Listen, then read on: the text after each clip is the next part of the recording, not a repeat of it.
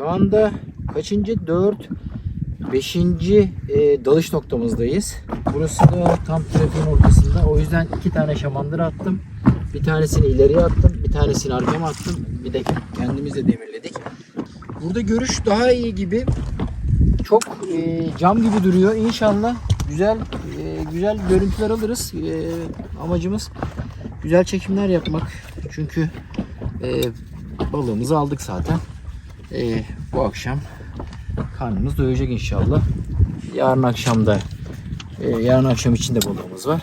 O yüzden bundan sonrası keyif yapacağız artık. İnşallah güzel çekimler yaparız. Bakalım neyle karşılaşacağız. Avcı balık yok. Yani şöyle sürüleri gezse, işte ne bileyim akyalar gezse, şöyle çoklu giridaları görsek, onları çeksem size. Bakalım. Kısmet, nasip meselesi. Hadi bakalım. Bu dalış noktamız teknelerin geçiş güzergahı üzerinde olmasından dolayı hem kuzeyden ve güneyden dalış şamandıralarımızı atıyoruz. Ayrıyeten teknedeki partnerim de botu kullanarak emniyetimi sağlamaya çalışıyor. Yem balıklarını görür görmez altına doğru dalış yapıyorum.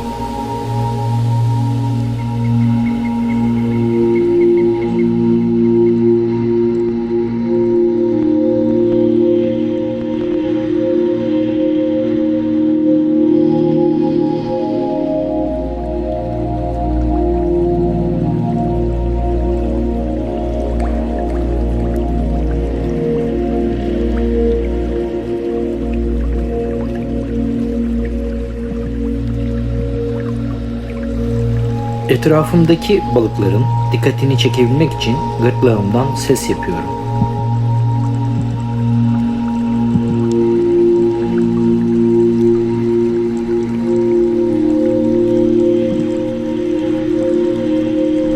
Ve sol tarafımda biraz ileride bir geridanın bana doğru baktığını fark ediyorum. Yavaşça ona doğru yüzmeye başladım. Taşın üstünden bana bakıyordu.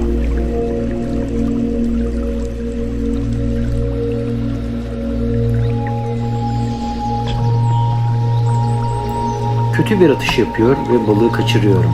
Fakat hangi taşa girdiğini gördüğüm için yuvasına bakmak için bir daha dalacağım.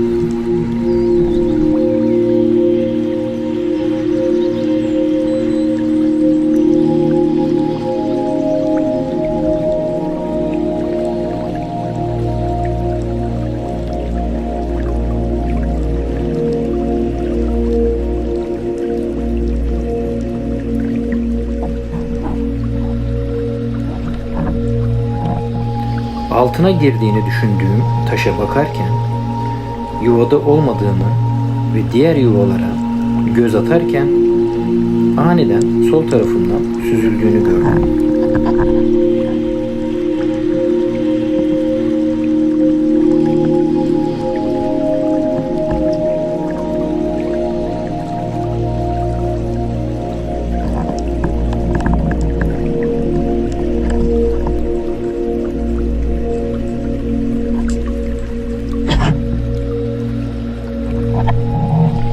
Şarjım bittiği için kameram kapanmıştı ve şişimi taştan çıkarmak için tekrardan daldım. Fakat kameram her an kapanabilirdi.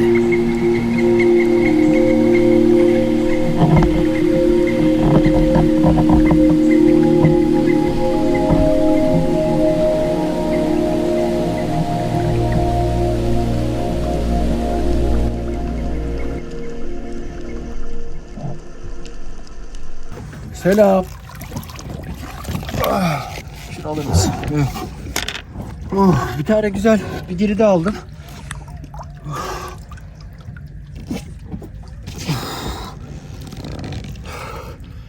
Fena değildi. Güzel bir geride. Bu akşam da balıksız kalmayacağız.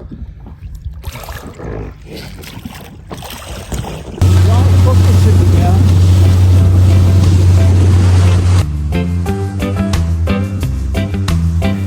Kamp yapacağımız Çatal Adası'na vardığımızda ilk dikkatimizi çeken koyda yüzlerce teknenin demirde olmasıydı.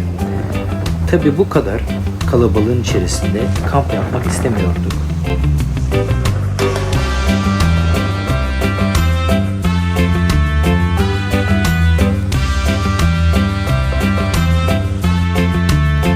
Adanın tekneler için korunaklı, taşsız, kumsalı olan en büyük tek koyuydu. Niçin bu kadar teknenin buraya demir atmasını anlayabiliyordum.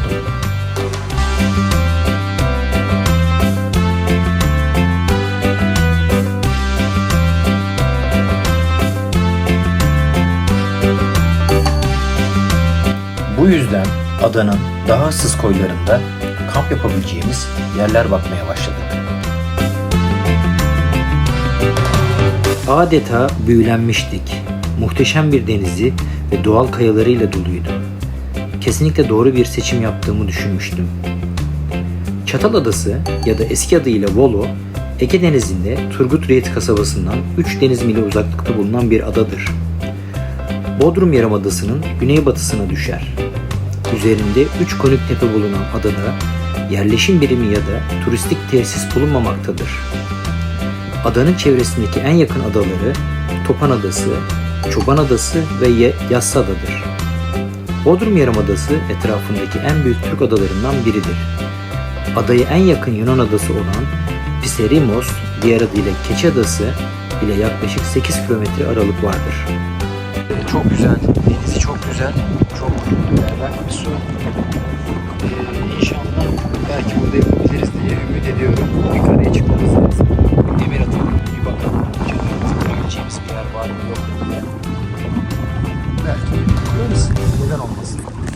Harika bir yer, harika.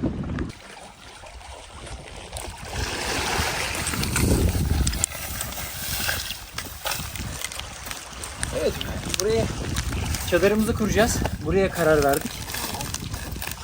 Çadırımızı buraya kurup şurada da mangalımızı yaparız diye düşünüyorum.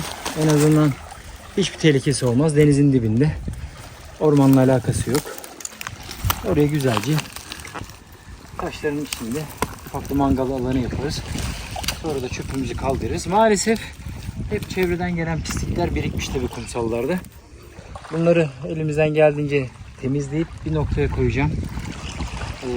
En azından bulunduğumuz yeri biz pisletmeyelim. Bir faydamız olsun. Umarım herkes gittiği yerleri temiz tutsun yeter diyelim.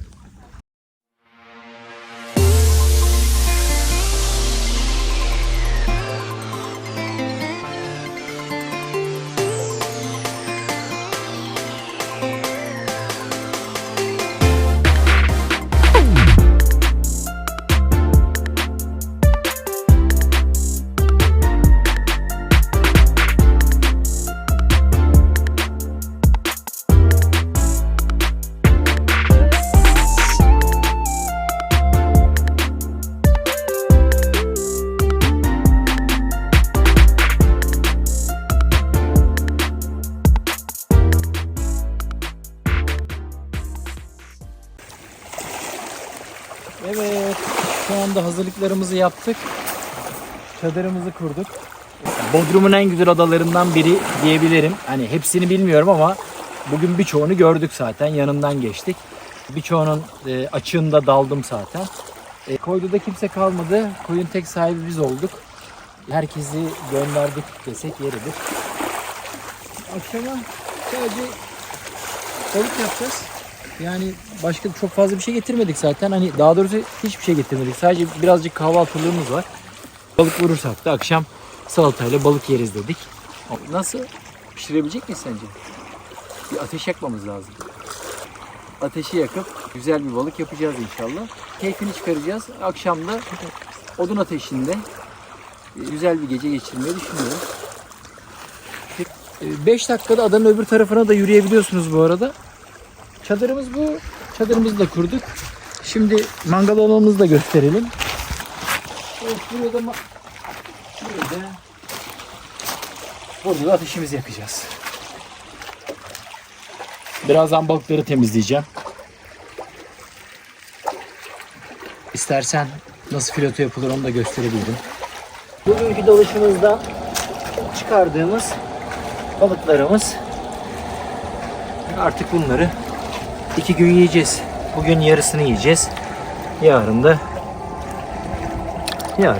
akşama da yeter diye düşünüyorum. Gayet. Bu sargoz bu arada. Bu sivriburun karagöz. Bu da çok güzel. Bayağı yani ölçüsüne göre çok güzel. Bunlar da Lahos, Girida diye geçiyor. Şimdi bunların hemen temizliğini yapıp ondan sonra filetosunu çıkaracağım. Şöyle.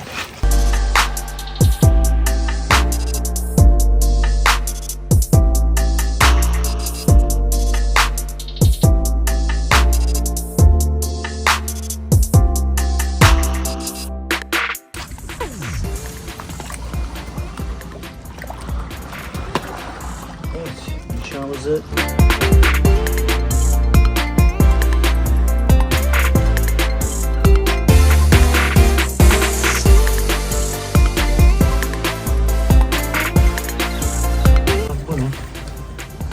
kaya tuzunda fırında da yapabilirsiniz. Kaya tuzuyla kaplayıp fırında da çok güzel oluyor. Orada dikkat edeceğiniz bir husus var. Pullarını almayacaksınız. Yoksa pullarını alırsanız balık kaya tuzunu çok emiyor. Bu sefer çok tuzlu oluyor. O yüzden pullarını almadan kaya tuzuyla kaplayıp fırında tuzla yapabilirsiniz. Ben bu balığı o şekilde daha çok seviyorum. Tuz da çok güzel oluyor.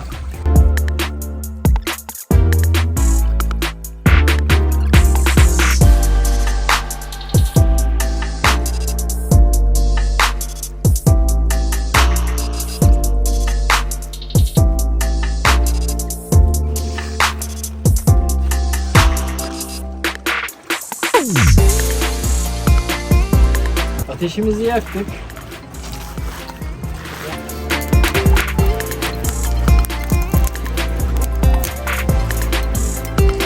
Şunu da birazcık yakalım. Yani birazdan geçeriz balıklarımıza.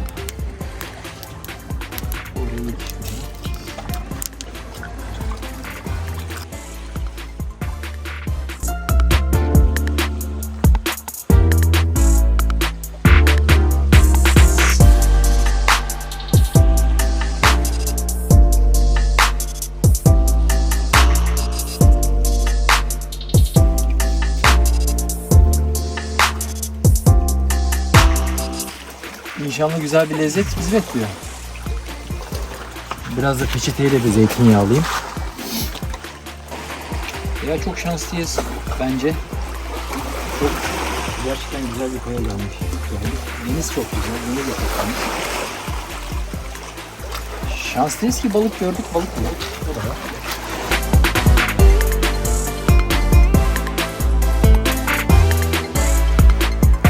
Sanırım bakacağız.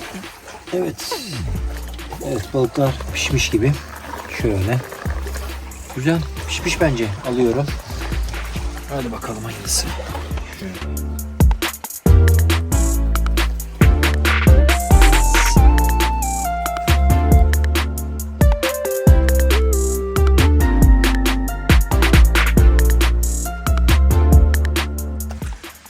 Balığımız yani tel tel dağıldı. Eyvaldan tabağa koyamadım ya. O kadar zorlandım ki. Bakar mısın şuna? Tane tane. Pamuk gibi oldu. Yumuşacık. Evet, zaten Ege'den sevdiğim balık. Girida ve Lahos. Bir de tadına bakacağım. Muazzam. Gerçekten muazzam. Yani bütün günün yorgunluğuna değdi diyebilirim yani. Gerçekten çok güzel. Afiyet olsun.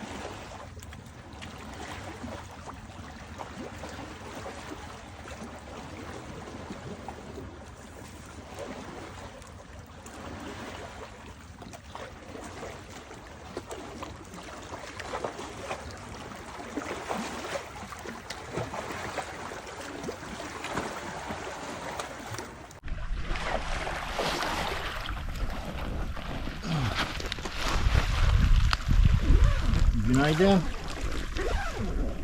Ay ne geceydi be. Ne uyuduk diyeceğim ama bizi küçük yaramazlar bizi uyutmadı. Deniz harika ya, inanılmaz. Cam gibi. Ne geceydi ama. Bodrum açıklarındaki adaların birinde bir kamp yapalım dedik. Bilmiyorduk. Yani tabii ki adaları şöyle bir haritadan bakmıştık, araştırmıştık ama tabii adada ne var ne yok onları bilmiyoruz tabii. Çatal Adası'na kalmaya karar verdik. Bir önceki koyda kalacaktık. Çatal Adası'nın kumsal olan bir koyu vardı. Haritada gözüken. Buradaki arkadaki koya geldik. Burası da çok güzel. Fakat küçük canlılar bütün gece boyunca bizi uyutmadılar. Böyle bir şey olamaz ya. Yani senin de zaten uyumadığını çok iyi biliyorum. Adada fareler dolu. Yani gece avlanmaya çıkmışlar. Çadırımızın kenarından, yani bir Survivor gibi olduk. Hani Survivor'ların üzerinden fareler koşuşturuyorlar ya. Aynı bizim de öyle oldu. Çadırımızın üstünden, vallahi hiç abartmadan söylüyorum, şu kadar, artık sıçan mı dersiniz, fare mi dersiniz bilmiyorum, çadırın üstüne tırmandı gecenin bir vakti. Tabii ben de şu şekilde bir alttan ona vurunca o da uçtu tabii, farede. Ama bütün gece boyunca çadırın kenarında yürüdüler. İşte burada bir şeyler aradılar herhalde. Kamp yaparken çok önemli. Gittiğiniz yeri bilmiyorsanız, tanımıyorsanız muhakkak ve muhakkak yiyecek, yemek dışarıda bırakmayınız. Dalganın, denizin sesiyle uyandık. Bir suya girsek iyi olur bence. Kahvaltı yapmadan önce. Dalış yapabilmeniz için dinlenmiş bir vücuda sahip olmanız lazım. Sağlıklı bir dalış yapabilir. Dinlenemediğiniz takdirde ki derin dalışlar yapamazsınız ki ben derin dalış yapan biriyim. Hadi bir şeyler hazırlayalım. Arkadaşlar su o kadar güzel ki anlatamam size. Kendimize geldik.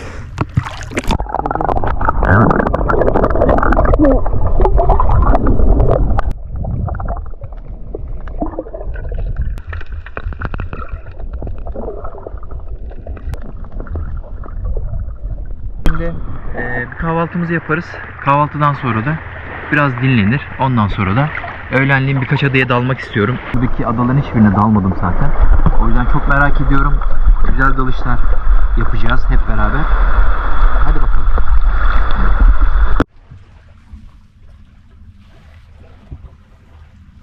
Evet, azıcık zeytinyağı koydum. Evet, sabah menümüzde sucuk, domates, salatalık, bir de neyimiz var? Ezine peynirimiz var. Sandviç yapmayı düşünüyoruz. Klasik bir kahvaltı yapmaktansa burada güzel böyle bir sandviç yapmak istedim. Sucuklu. Böyle bir kahvaltı yapalım dedik. Evet, sucuklarımızı atalım.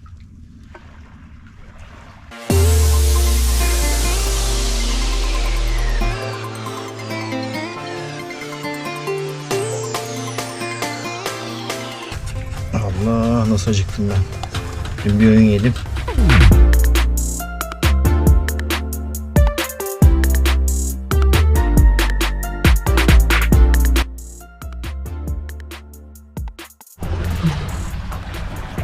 Evet, bugünkü kahvaltımız, sandviçimiz. Afiyet olsun.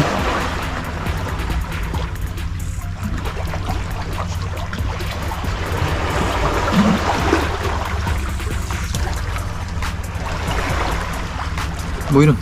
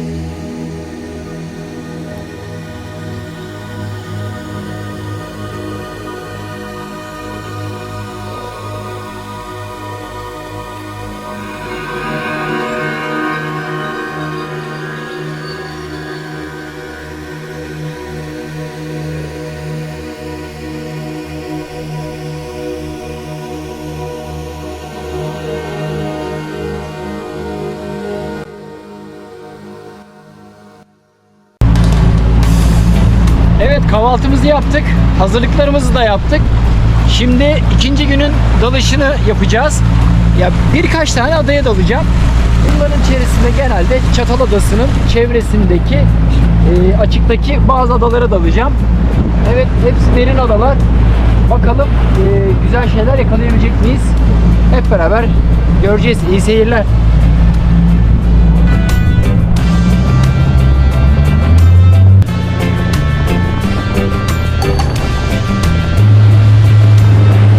Çam balıklar.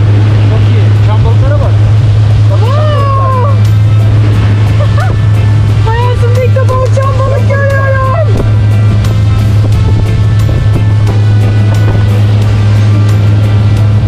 Çok iyi.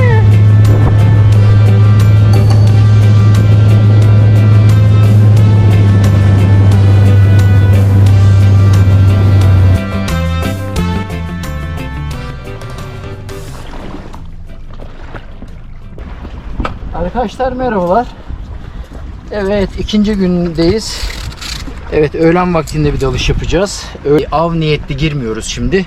Su altında çekimler yapacağız ve keşif dalışları daha çok yapacağız. Yine tabii ki de zıpkınımı alacağım. Yani eğer güzel bir tane balık denk gelirsem vururum. Ama onun dışında çok balık avlamayı ya da ne bileyim, zaten yiyecek balığımız var. O yüzden balık avlamayı pek düşünmüyorum. Sadece su altı çekimleri yapacağım. Uçan balıklar uçuyordu biraz önce. Suyun üzerinde buraya gelirken bayağı çokça uçan balık var. Şaşırdım yani bu kadar kıyıda olmasına. Okyanusta çok görürdüm yani gemide çalışırken. Ama çok daha büyükleri vardı tabii. Yani hani böyle kolum kadar uçan balıkları vardı. Şimdi gördüklerimiz küçüktü. Bakalım, su çok güzel, inşallah güzel çekimler yaparız.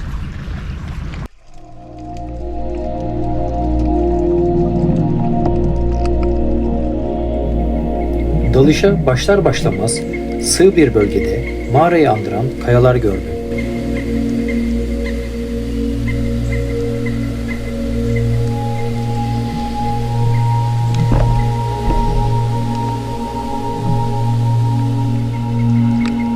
Sizinle birlikte ilk kez daldığım için nereden çıkış yapabilirim diye geçit arıyordum. Ve sol tarafımda bir geçit daha vardı.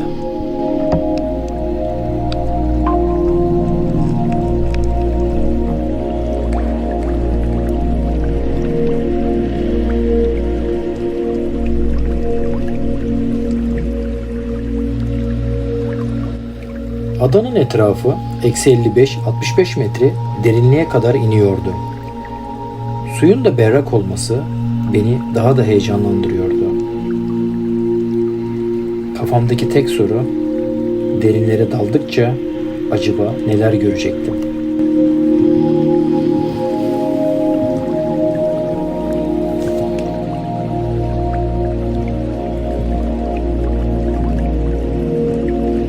İkinci bölümü uzun tutmamak için videonun sonuna geliyoruz.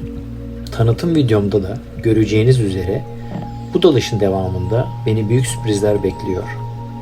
Üçüncü bölümde görüşme dileğiyle kalın sağlıcakla.